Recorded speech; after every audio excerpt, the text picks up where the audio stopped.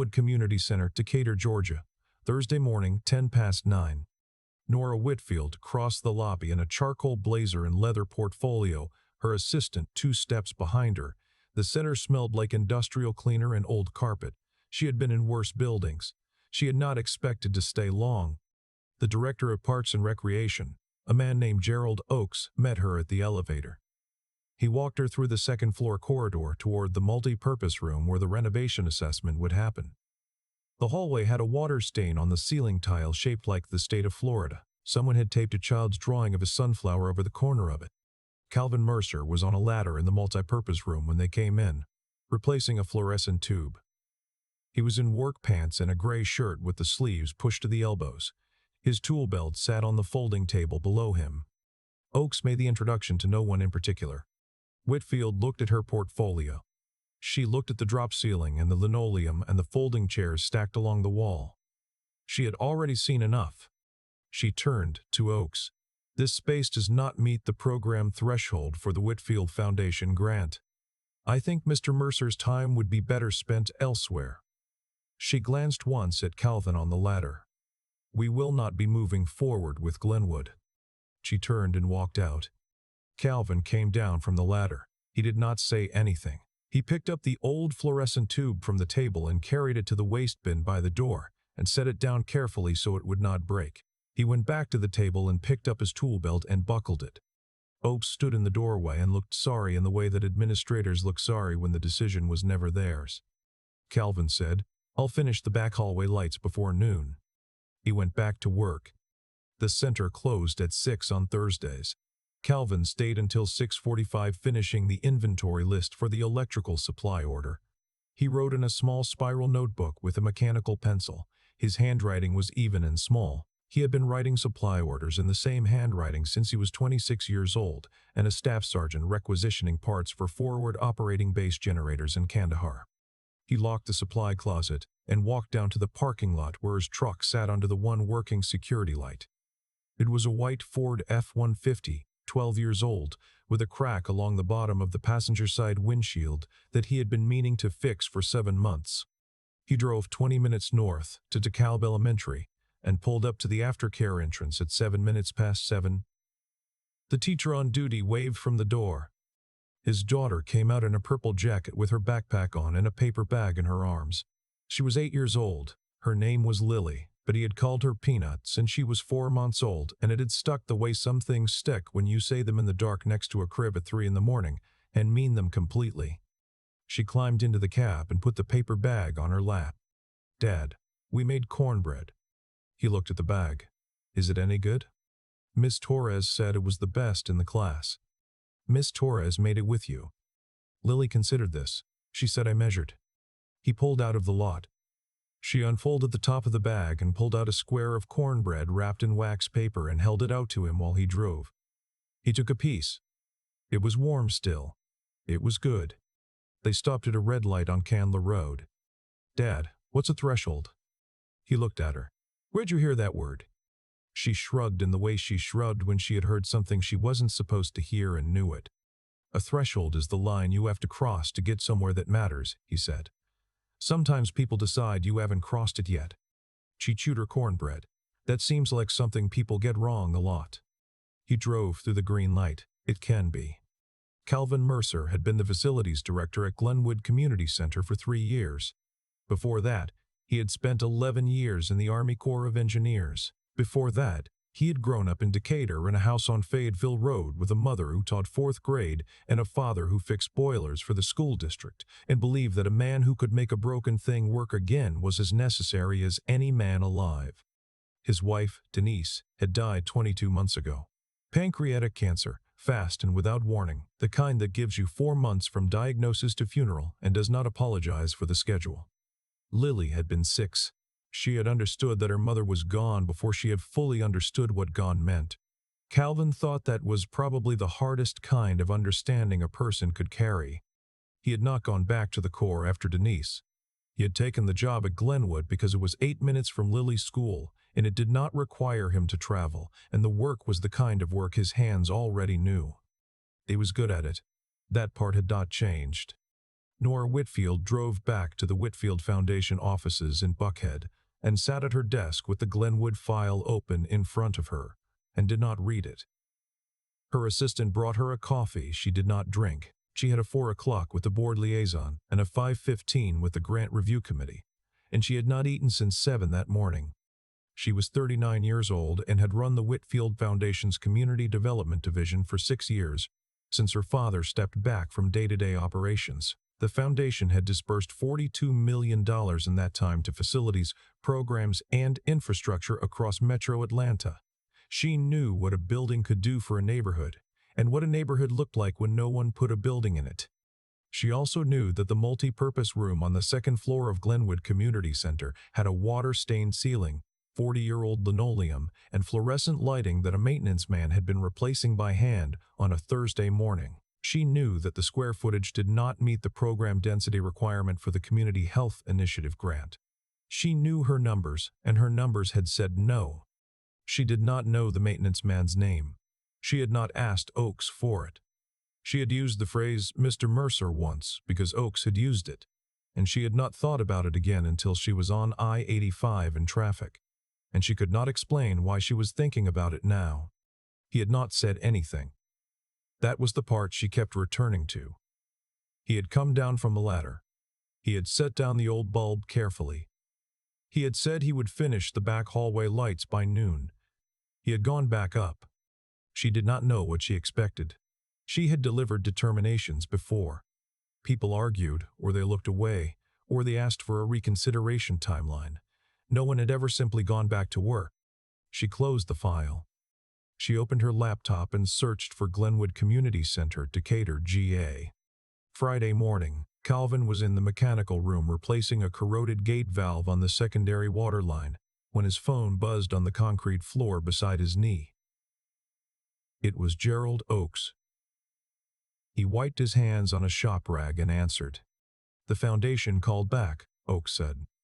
"She wants to schedule a follow-up walk. Next Tuesday." Calvin set the rag down. "Did she say why?" "No. She just said she wanted to take another look." He thought for a moment. "I'll be here," he said.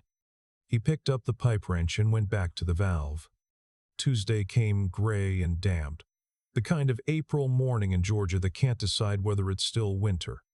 Nora Whitfield arrived at 9:30 in a different blazer. No assistant this time, with a yellow legal pad and a measuring tape in her bag. Calvin met her in the lobby. He did not shake her hand immediately. He said, "Good morning, Miss Whitfield. I can show you whatever you need to see." She said, "I'd like to start on the second floor." They went up. He opened the multi-purpose room and stood back and let her walk it. She had a small laser measure she pulled from her bag and used along the walls. She wrote numbers on the legal pad.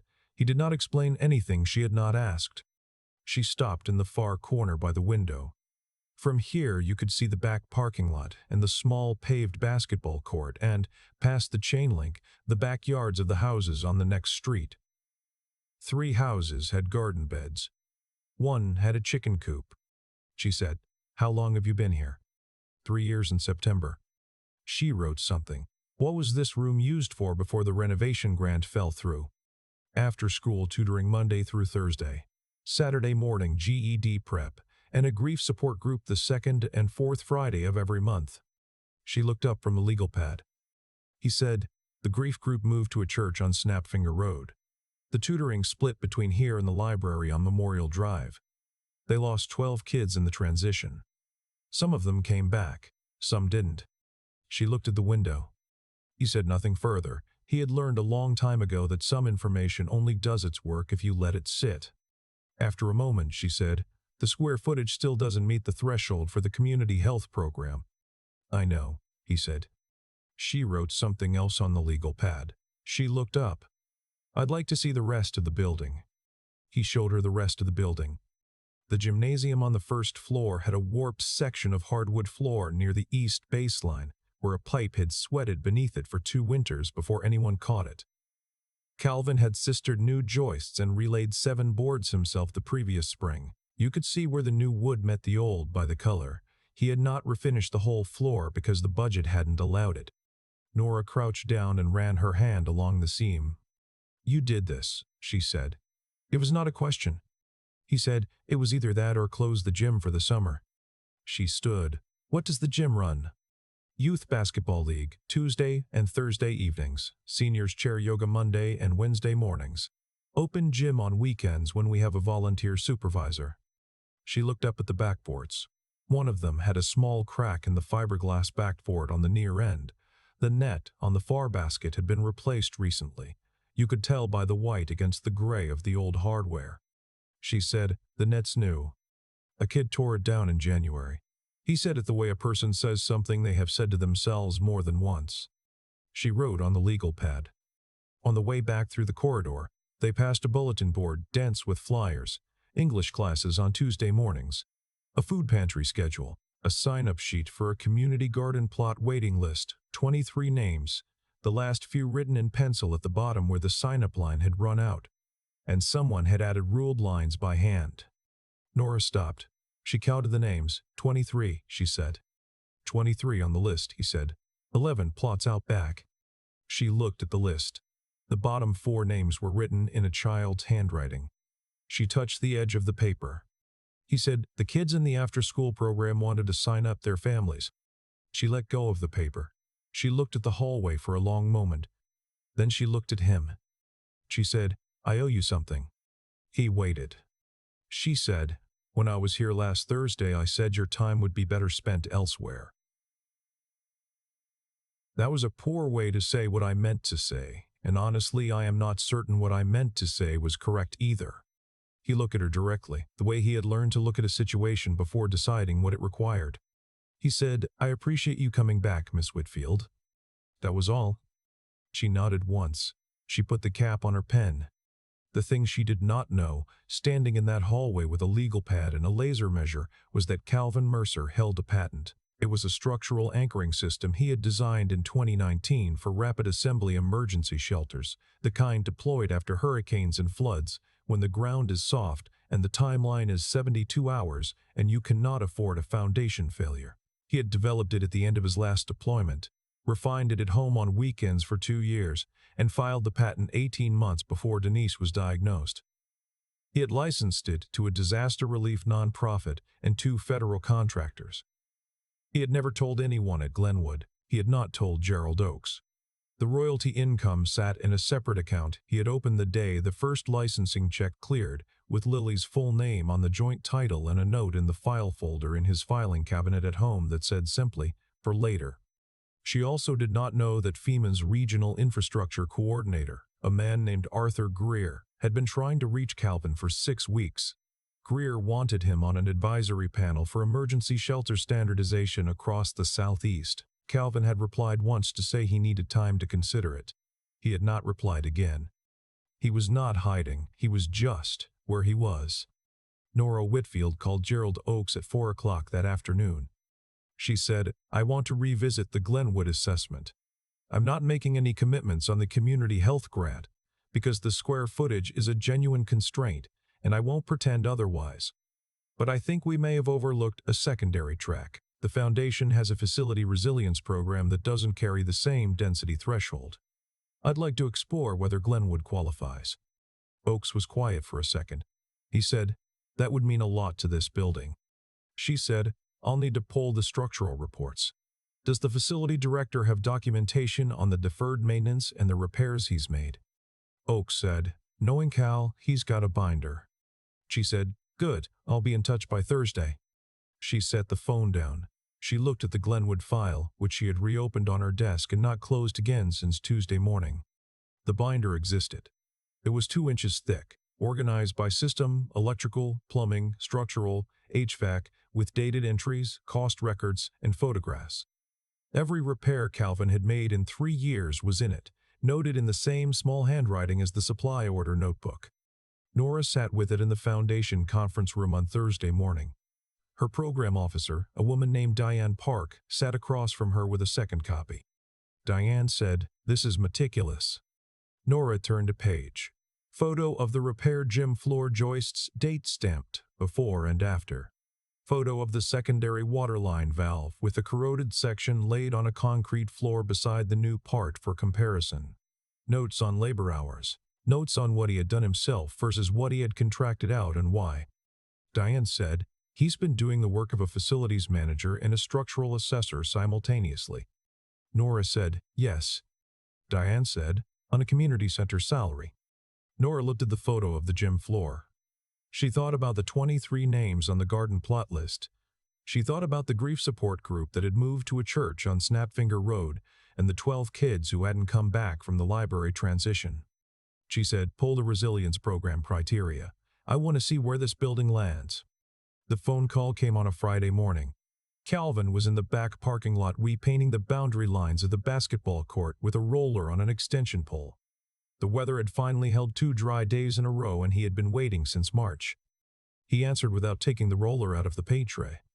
It was not Oakes. It was a number he did not recognize. Mr. Mercer, my name is Arthur Greer. I'm the Regional Infrastructure Coordinator for FEMA's Southeast Division. I believe you may have received a few emails from my office. Calvin set the roller down. He said, I did. Greer said, I'll be direct. We're assembling an advisory panel for emergency shelter standardization. Your anchoring system has been deployed in 4 Gulf Coast installations in the last 18 months. The panel is trying to codify best practices for soft ground rapid assembly in high humidity environments. We need the person who designed the system, not a contractor's interpretation of it. I'd like to ask you to participate. Calvin looked at the wet white line on the blacktop. He said, I'd need to know the time commitment. Greer told him, 2 days a month, remote, with 2 in-person sessions in Atlanta per quarter. No travel requirement outside the metro. Calvin said, I'll think about it. Greer said, Mr. Mercer, I've spoken to 4 contractors who've used your system in the field. Every one of them used the word elegant. Engineers don't use that word lightly. Calvin said, I'll give you an answer by Wednesday. He picked the roller back up. He finished the court line to the corner before he stopped again and stood for a moment with the handle in both hands, looking at the wet paint on the old black surface. He put the roller in the tray and took his phone out again and looked at the call log. Arthur Greer, FEMA, Southeast. He put the phone in his pocket and went back to the line. Lily had a piano lesson on Friday afternoons at a woman named Mrs. Okonkwo's house 4 blocks from Glenwood. Calvin picked her up at 5:15 and she came out to the truck with a paper that had a gold star sticker on it and the words Excellent Progress written in red pen. She held it up to the window before he could roll it down. He rolled it down. She said, I did the Clementi without stopping. He said, the whole thing? She nodded hard enough that her ponytail bounced. He pushed the door open from inside. She climbed up. She put the paper on the dashboard where the sun would catch the gold star. He drove. After a while she said, Dad, are you sad about something? He looked at the road. No, Peanut, I'm thinking. She looked at his hands on the wheel. Mom used to say you think so loud she could hear it. He drove for a block. He said, she wasn't wrong. Lily looked out the window. She said, I think you should do the thing you're thinking about. He said, you don't know what I'm thinking about. She said, I know it's something you want to do. He looked at her. She was watching a dog in someone's front yard with the uncomplicated attention that 8-year-olds give to dogs. He drove home. Nora Whitfield presented the Glenwood assessment to the foundation board on a Tuesday morning in May. She made 3 points. First, Glenwood Community Center did not qualify for the Community Health Initiative grant on square footage grounds. This had not changed, and she was not asking the board to change it. Second, the facility qualified at the highest tier for the Foundation's Resilience Infrastructure Program, based on the documented repair and maintenance work, the structural integrity of the building under constrained resources, and the density of active community programming sustained through a 4-year period without capital investment. Third, she was recommending an immediate grant of $220,000 for targeted structural improvements, a kitchen expansion that would allow the food pantry to operate on-site rather than through a partner facility, and restoration of the second-floor multi-purpose room to full program capacity. She held up a photograph. It was the bulletin board in the second-floor hallway, the garden plot sign-up sheet, the hand-ruled lines at the bottom, the 4 names in a child's handwriting. She said, the community did not wait for us. The question is whether we are going to catch up. The board approved the grant unanimously. She drove to Glenwood that afternoon. She had not called ahead. She had learned by now that Calvin Mercer was generally where he said he would be, and almost never where he hadn't said he would be, and that finding him was simply a matter of walking through the building until she heard the sound of work. She found him in the mechanical room, same as the first time she had looked for him, this time replacing a contactor in the HVAC control panel. The room smelled like dust and electrical contact cleaner. She stood in the doorway. He looked up from the panel. She said, "The board approved the resilience grant." He looked at her for a moment. He set down the screwdriver. He said, "What's the scope?" She told him. He listened without interrupting. When she finished, he was quiet for a count of several seconds. He said, "The kitchen expansion is what the food pantry needs most.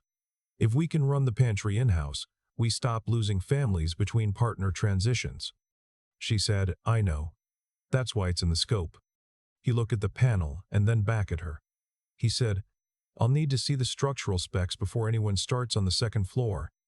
I've got documentation on the load-bearing walls that the original drawings don't reflect accurately." She said, "I'd expect nothing less." He almost smiled. It was not quite a smile. It was the kind of thing that lives in the edge of an expression when a person is not used to letting it all the way out. He said, "Thank you, Ms. Whitfield." She said, "Nora." He picked up the screwdriver. She was in the parking lot getting into her car when Gerald Oakes came out the side door at a half-jog. "Ms. Whitfield." He was slightly out of breath. "There's something you should know. About Cal." She waited. Oakes said, "He holds a patent on a shelter anchoring system. FEMA uses it. I only just found out because Arthur Greer from FEMA called the center's main line this morning looking for him, and Cal was on the roof checking the parapet flashing, so the call came to me. I didn't know any of it. 3 years and I didn't know." She stood with her hand on the car door. She said, "Did Greer say anything else?" Oakes said, "He said the system has been used in 4 disaster deployments in the last 2 years. He said Cal is the reason those structures held." She looked at the center building.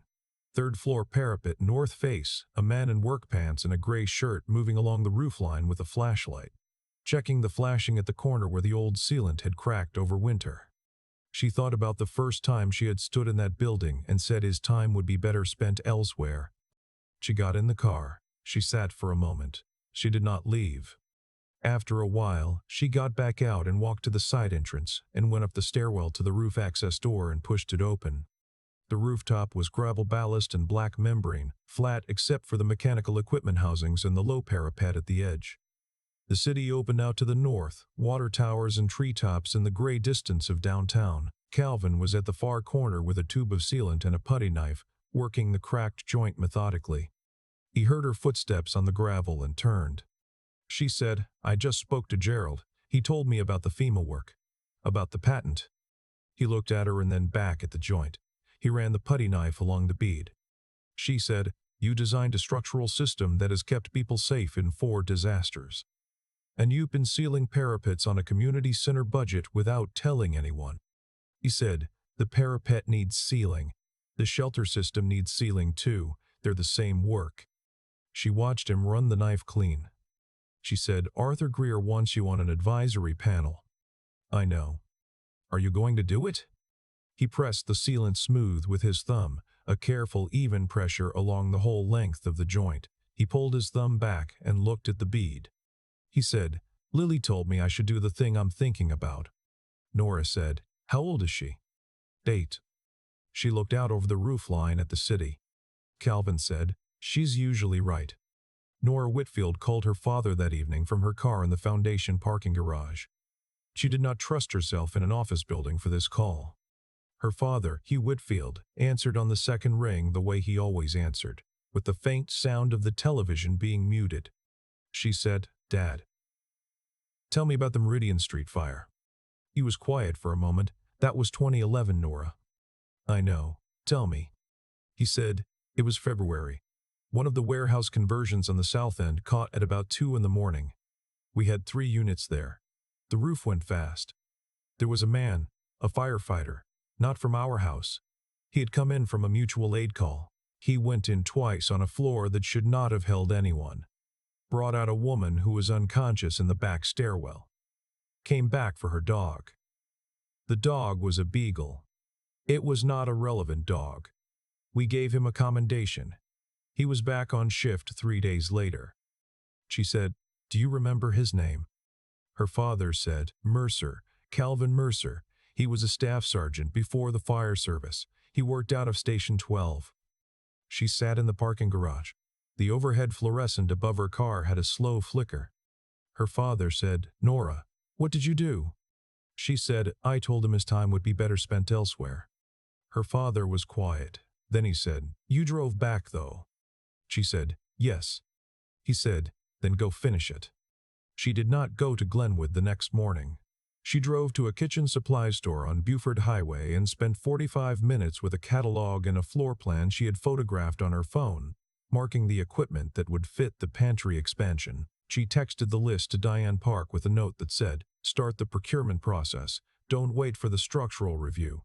We can parallel path." She drove to a coffee place on Ponce de Leon and sat with a yellow legal pad for an hour, drafting the framing language for the resilience grant announcement. She was doing what she did when something mattered. She was making it real with specifics. At 11, her phone rang. The ID said Calvin Mercer. She answered. He said, "I called Arthur Greer this morning. I'm going to do the advisory panel." She said, "Good." He said, "I also wanted to tell you something before Gerald tells you or someone else does. The licensing income from the patent, I've been setting it aside. There's enough to fund the kitchen expansion without the grant money. If the foundation needs to redirect those funds somewhere with greater impact." She said, "That's not necessary." He said, "I know it isn't necessary. I'm saying it's possible." She looked at the legal pad in front of her. She said, "Keep your money, Mr. Mercer. The grant is where it belongs." He said, "Calvin." She looked at the legal pad for another moment. She said, "Calvin." There was a pause on the line. Not an uncomfortable one. The kind that happens when two people have arrived somewhere they didn't plan to arrive at, and are taking a moment to look around. He said, "Lily wants to sign up for the garden plot. We're on the waiting list, but she checks the board every time she comes to the center." She said, "Tell her a plot just opened up. The center director confirmed it this morning." He said, "Gerald didn't mention that." She said, "He will." Another pause. He said, "Thank you for coming back the second time." She said, "I should have looked more carefully the first time." He said, "You looked carefully enough." Summer came in through the open gymnasium doors. The new kitchen was framed and drywalled, and the equipment was being installed on a Wednesday when Lily came in with the after-school group and sat at the folding table in the hallway with her homework folder. She had claimed that particular table 2 years ago because the afternoon light came through the window at the right angle for drawing. She was drawing a floor plan. It was the garden, mapped out with each plot numbered and labeled in pencil. Her plot was number 12. She had written Lily and Dad in the rectangle that represented it and drawn a small flower in the corner. Calvin came through the hall from the mechanical room and stopped when he saw what she was drawing. She held it up. "I made a plan." He took it. He looked at it for a long time. The handwriting, the small flower, the labeled rose, the way she had thought to number the neighboring plots in case they needed to talk to the neighbors about watering. He folded it once, carefully, and put it in his chest pocket. She watched him. He said, "Good plan, Peanut." She went back to her homework. In early September, when the garden had produced more zucchini than anyone had expected and a respectable number of tomatoes and one enormous butternut squash that Lily had been monitoring since July, Nora Whitfield came to the center on a Saturday with no portfolio and no legal pad. She was wearing jeans. She had not worn jeans to Glenwood before.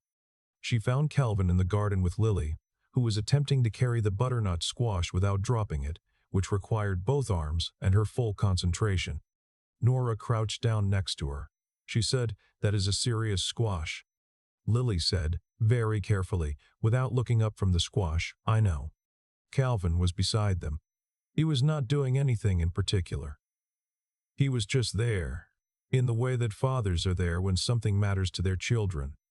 Steady and present and close enough. Lily made it to the crate by the gate and set the squash down. She stood up straight and looked at it. "There," she said. Nora looked at it. She said, "What are you going to do with it?" Lily said, "Dad's going to make soup." She looked at Nora. "You can come if you want." The garden was very quiet for a moment. The late afternoon light was the long, slow gold of a southern coast turning toward fall. A mockingbird was in the dogwood by the fence, running through its catalog, methodical and unhurried. Calvin did not say anything. He looked at the squash. He looked at his daughter. He looked at Nora. He said, "There's enough." It was not a complicated sentence. It was the simplest possible sentence, in fact. But Nora Whitfield understood exactly what it contained, and she said, "Okay." They loaded the squash into the truck. Lily climbed in the middle. Nora got in on the passenger side. Calvin drove. The garden gate swung shut behind them in the wind, and the mockingbird kept on with its song, and the afternoon kept on with its light, unhurried, the way both tend to do when no one is trying to rush them anywhere. I keep thinking about the moment Calvin came down from that ladder. He didn't argue. He didn't explain himself. He set the old fluorescent bulb down carefully so it wouldn't break, buckled his tool belt, and said he'd finish the back hallway by noon.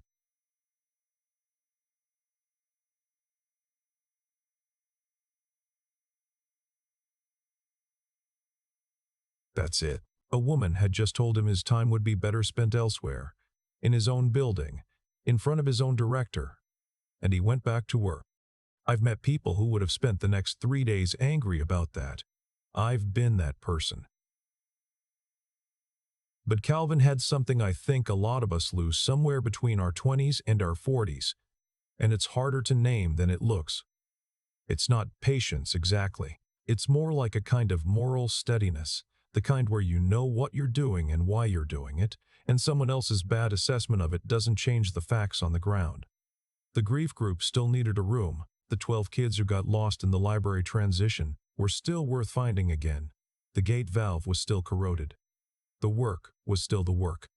That's what I'd call character. Not the loud kind. The kind that shows up on a Tuesday when no one is watching and fixes the thing that needs fixing, because it needs fixing. And then there's what Nora did next. She drove back. She brought a measuring tape and a legal pad, and she actually looked at the floor joists, at the hand-ruled lines at the bottom of a garden sign-up sheet, at what a building can do for a neighborhood when someone inside it refuses to let it fall apart. That took something too. It takes real intelligence to recognize when you've been efficient at the expense of being right. A lot of smart people never manage it. They protect the first decision because reversing it feels like losing. Nora didn't do that. She went back and looked harder, and what she saw changed what she understood. The thing about Calvin's patent is that it was never a secret kept out of strategy. He wasn't playing a long game. He had built something because a problem needed solving, and his hands and mind were the ones available to solve it. And then he had put the income in an account with his daughter's name on it and gone back to work.